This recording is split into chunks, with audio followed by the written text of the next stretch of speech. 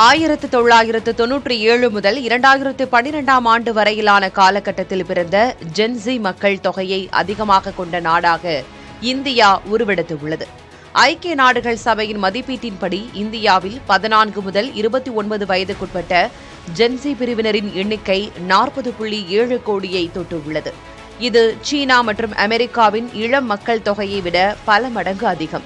இந்தியாவின் மொத்த வாக்காளர்களில் ஜென்சி தலைமுறையினரின் பங்கு மட்டுமே 29.2 விழுக்காடாக உள்ளது.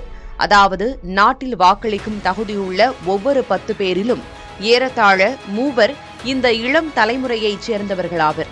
இளம் வாக்காளர்களின் எண்ணிக்கையில் வட மாநிலங்கள் பெருமளவில் ஆதிக்கம் செலுத்துகின்றன. பீகாரில் அதிகபட்சமாக 36.7 விழுக்காடு வாக்காளர்கள் ஜென்சி பிரிவைச் சேர்ந்தவர்கள். அதற்கு அடுத்தபடியாக உத்தரப்பிரதேசம் மற்றும் ஜார்க்கண்ட் ஆகிய மாநிலங்கள் உள்ளன. தென்னிந்திய மாநிலங்களான கேரளா மற்றும் தமிழ்நாட்டில் இவர்களின் பங்கு ஒப்பீட்டளவில் குறைவாக உள்ளது. பீகார், உத்தரப்பிரதேசம், ஜார்க்கண்ட் ஆகிய மாநிலங்களில் வாக்காளர்களில் 1/3 பங்கிற்கும் அதிகமானோர் ஜென்சி பிரிவைச் சேர்ந்தவர்கள். நாடு முழுவதும் மொத்தம் 7 மாநிலங்களில் இவர்களின் எண்ணிக்கை 30 விழுக்காட்டுக்கும் அதிகமாக உள்ளது.